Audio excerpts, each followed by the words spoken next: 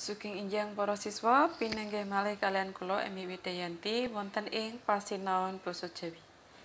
Ing pasinaon basa Jawi dinten nika kula badhe ngaturaken materi bab busana adat Jawa Tengah kang biasane uga disebut busana kejawen.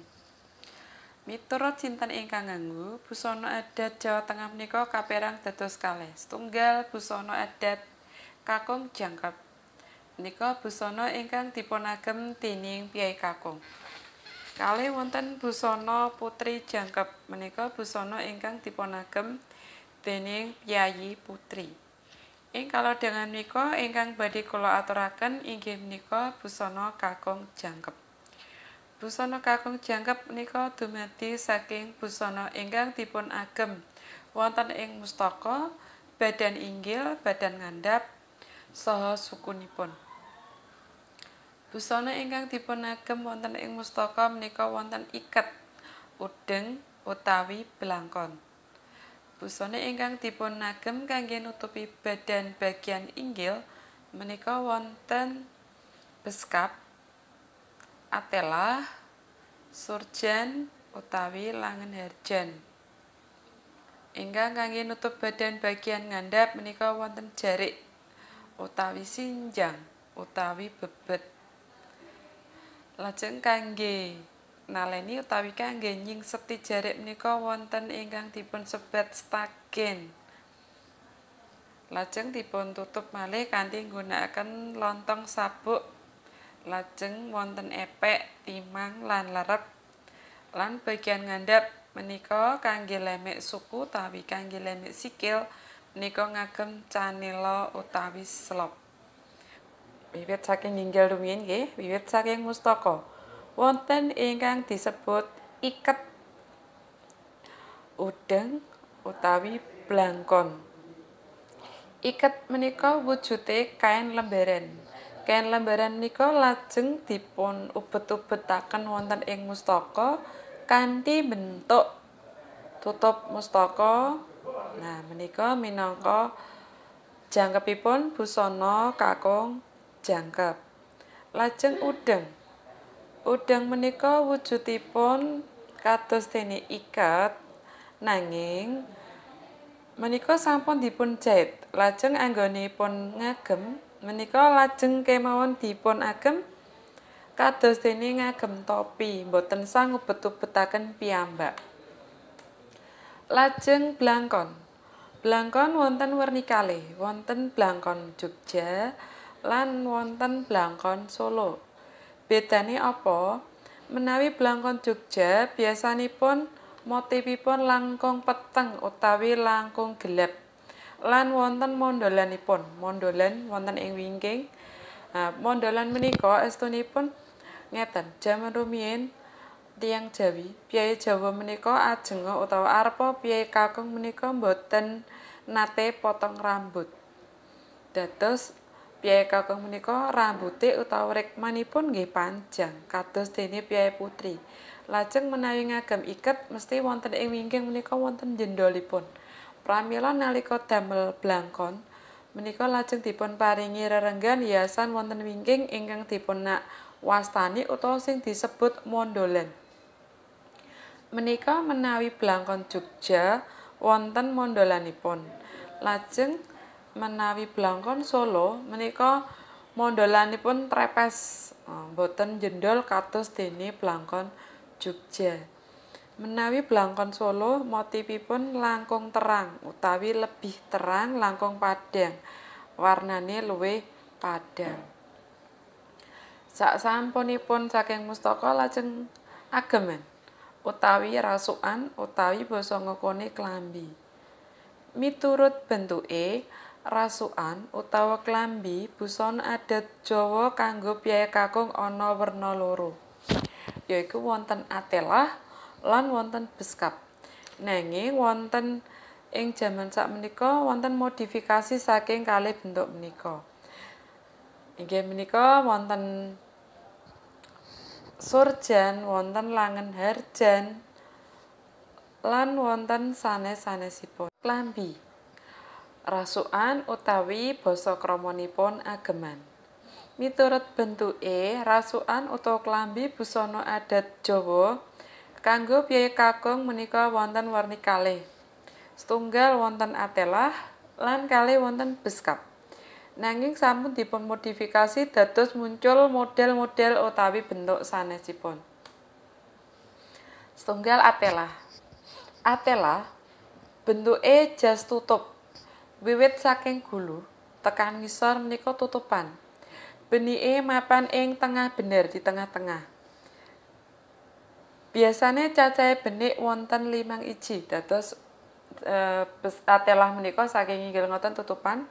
Benike wonten gangsal setunggal kalih 3 mengandhap menika wonten ing tengah-tengah. Sisih mburinipun menika wonten kerowakane, wonten growongan, wonten ing wingking. Menika gunane kanggo nlesepake keris. Dados menawi ngagem keris menika supados saged ketingal. Lajeng kalih beskap. Beskap wujude uga jas.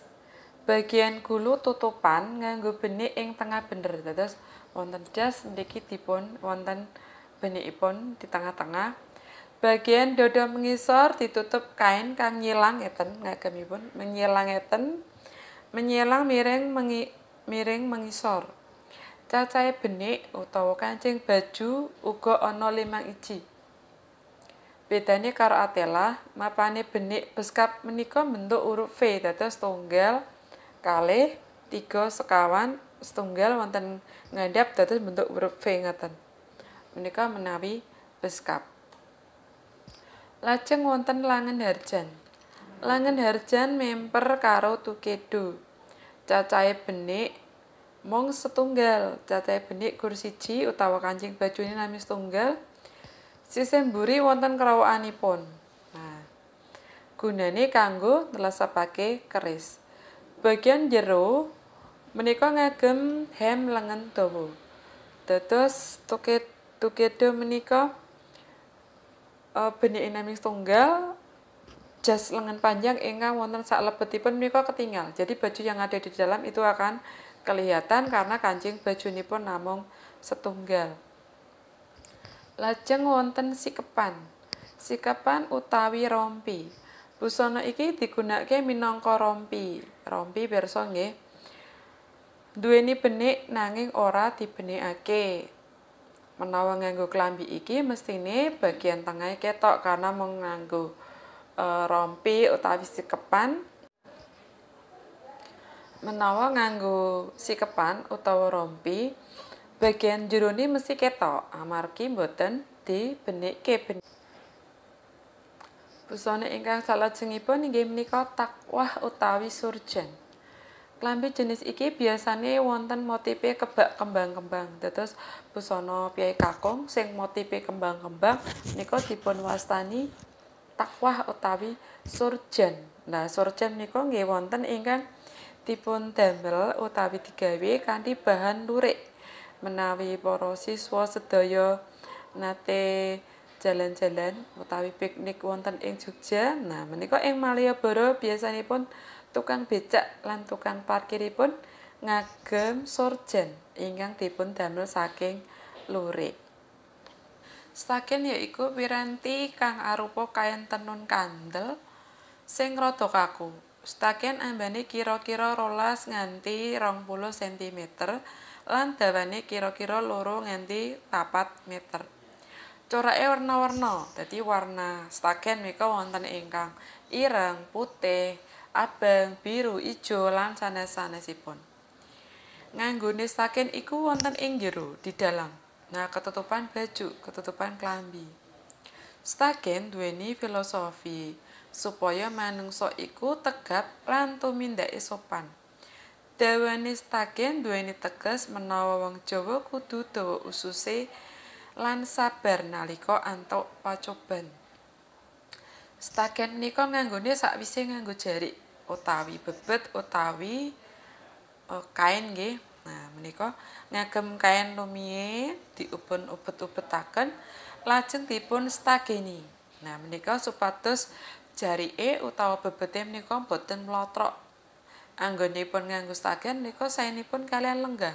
Duduk posisi lenggah ngagem stagen supados samangke menawi lenggah menika boten udar tapi tetap kenceng lan sekeca menawi tinggi lenggah. Makanya nalika ngagem stagen menika sambil duduk.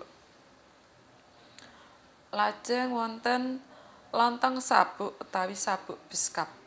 Lontong sabuk menika wujude panjang mirip kalian stagen. Lah menika gunane kanggo nutupi stagen. Sakwise nganggo stagen kanggo ngencengi jarik kala nggih lajeng dipun tutup ngangge lontong sabuk utawi sabuk beskap. Lontong sabuk utawi sabuk beskap menika sakliyane kanggo nutupi stagen uga kanggo nlesepke keris. Nah menika kan busana adat kakung nggih. Nah menika sak sampunipun ngagem lontong sabuk utawi beskap menika mangke saged kangge nlesepake keris. Sak sampunipun ngagem lontong sabuk utawi tutup stagen kelawang nggih. Lajeng ngagem epek, timang lan lerep. Epek yaiku sabuk panjang sing biasane warnine cemeng hitam. Menika dipun damel saking bahan kain bludru, ambane kira-kira 5 cm seperti ikat pinggang. Lan dawane utawa panjangipun kirang langkung 120 tekan 150 cm. Sakliyane digawe saka kain bludru uga digawe saka rambut jaran. Nah, rambut kuda dipun damel epek. Timang utawa gesper gunane kanggo nahan epek. Epek itu kain yang panjang niku nggih sing kados setut niku. Lajeng dipun jepit kalian dipun telesepaken wonten ing timang kados dene gesper. Lajeng supados epekipun boten nglewer, nah menika dipun jepit kanthi nggunakaken lerep. Timang utawa gesper lan lerep biasane digawe saka kuningan kang direnggan nganggo ukiran. Biasane uga direnggan nganggo berlian lan inten. Busana adat kakung saklajengipun ingkang nggih nutup badan bagian ngandhap menika ngginakaken sinjang utawi jarik. Kain jarik utawi menawi piyek kakung menika mastani utawa nyebut bebet. Sinjang utawa jarik menika sadurunge diagem sebelum dipakai menika dipun damel wiru riyin. Wiru menika ujung kain, ujung jarik menika dilipat. Dilipat kanthi lebar menawi piyek kakung kirang langkung seminten. Segini ya. Seminten utawa seminten. Lebarnya menawi piyek kakung saged seminten tergantung ukuran jarinipun nggih. Semanten menika utawi semanten. Sing jelas wiru menika lebih lebar lipatannya menawi piyek kakung. Menawi piyek putri saged sekitar 2 jari, lebih kecil ukuran wirunipun. Menawi piyek kakung wiru menika lebaripun semanten, lajeng cacahipun wiru menika biasanipun ganjil. Saged gangsal, saged 7, saged 9 utawi 11. Nah, cacahipun wiru menika dipun jumbuhaken utawi disesuaikan kalian panjangipun kain. Jadi disesuaikan utawi dijumbuke karo dawane kain. Paling boten cacahe wiru menika gangsal. Menawi piyek kakung nggih, menawi putri saged 7.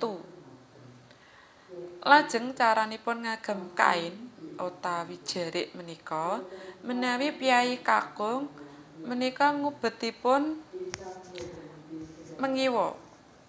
Kesini nggih. Mengiwa utawi berlawanan dengan putaran arah jarum jam. Tibane wiru, jatuhnya wiru nanti menghadap ke kiri menawi piyai kakung. Dados nalika dibuka biyake ngeten, biyak. Biyaknya ke sana. Lajeng piyai putri menika kosok baleni utawa kosok wangsulipun piyai kakung menghadapnya ke kanan. Searah dengan putaran jarum jam. Dados jatuhipun wiru nanti di paha sebelah kanan utawi menghadap ke searah putaran jarum jam. Dados menawi buka meniki biyake mriku.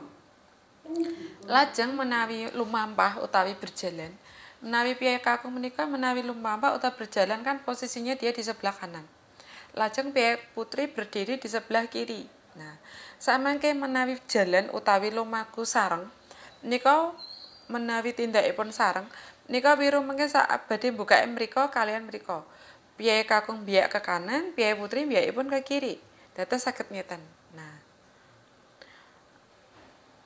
Nah, menika hiasan wiru menika dipun wastani kupu tarong. Nah, menawi jalanipun sareng kan biyake ngaten. Nah, menika ingkang dipun sebut hiasan wiru kupu tarong. Ketika kakung lan putri jalan bersama-sama, mengke wirunipun badhe biyak kados mekaten. Wiru menika nggadahi filosofi. Wiru wiwiren ben ora kliru. Maksude piyai Jawa menika menawi badhe tumindak menika kedahipun dipun pertimbangaken, dipun pikir, dipun penggalih kanthi saestu. Harus dipikir yang benar-benar agar perbuatannya itu tidak salah. Utawi mboten salah langkah. Dipun pertimbangaken antaranipun ingkang becik, ingkang sae, ingkang awon. Nah, menika lajeng nembe tumindak. Menika kangge menghindari kesalahan sekecil mungkin. Menika. Kangge kompletipun busana kakung jangkep. Salajengipun inggih menika keris. Keris curiga utawi duwung. Keris menika dipun telesepaken wonten ing wingking. Lah kala wau sak sampunipun ngagem sabuk lontong kala wau, lajeng dipun telesepaken wonten ing wingking arahipun ke kanan ngeten. Dados menawi dipun pendet kan ngeten. Nah, menika keris dipun telesepke wonten ing lontong sabuk. Keris menika nggadahi filosofi yen ibadah marang Gusti Allah menika manungsa kudu saged ngalahake godaan setan kang ganggu manungsa menawa badhe tumindak kabecikan. Ika slop utawi canela. Slop menika kados sepatu bagian ngajengipun tutupan. Nah, nanging wingkinge bukaan. Menika diarani slop utawi canela. Slop utawi canela menika minangka lambang supaya manungsa nalika ngibadah menika lahir lan batin marang Gusti Allah. Canela gunane kanggo lemek sikil kaya dene sendal utawi sepatu. Nanging burine bukaan. Canela bisa digawe saka kulit kewan utawa bahan sintetis. Nah, menggah mekaten para siswa materi busana adat Jawa Kakung ingkang saged kawula aturaken. Menawi wonten kirang langkungipun kawula nyuwun pangapunten pinanggih malih wonten ing pasinaon basa Jawi salajengipun kalian kula Emi Widayanti. Matur nuwun.